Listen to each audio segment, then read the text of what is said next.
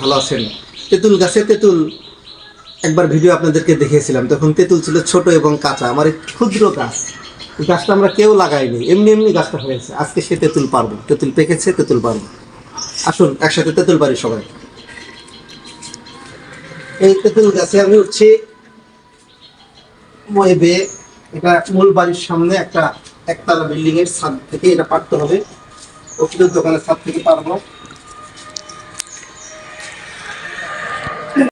এই যে তেঁতুল গাছ, তেঁতুল আলহামদুলিল্লাহ, তেঁতুল আপনাদের দেখিয়েছিলাম যে তেঁতুল পেকেছে এবং প্রচুর পরিমাণে পাখি এই তেঁতুল খায়। আমরাও খেতে দেই, কারণ এটা পাখিদের হক। পাখিরা যত খাবে তত বরকত হবে, তত তেঁতুল আরও বেশি ধরবে ইনশাআল্লাহ। প্রচুর তেঁতুল আছে এখন পর্যন্ত। তেঁতুলগুলো এখন আমি উঠাবো। এই যে তেঁতুল, আলহামদুলিল্লাহ। অনেকেই খেতে চেয়েছিলেন, যারা খেতে চান তাদের সকলকে দাওয়াত, এসে তেঁতুল নিয়ে যাবেন।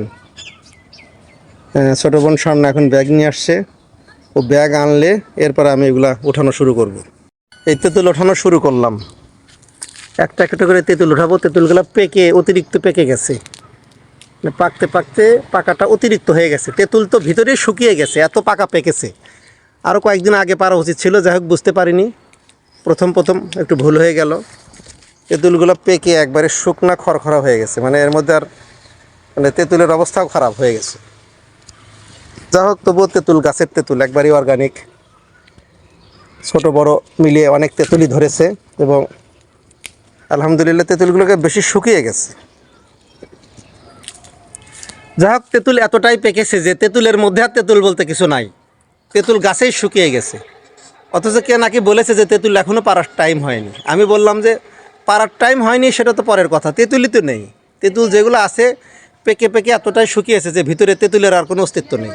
টেনে টেনে ছিঁড়তে পারছি না তেঁতুল, এই জন্য কেঁচি নিলাম, কেঁচি দিয়ে কাটছি।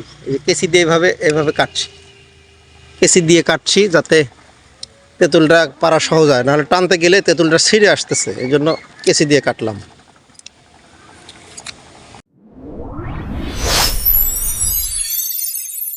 Voice of Atikullah Arefin Rasel.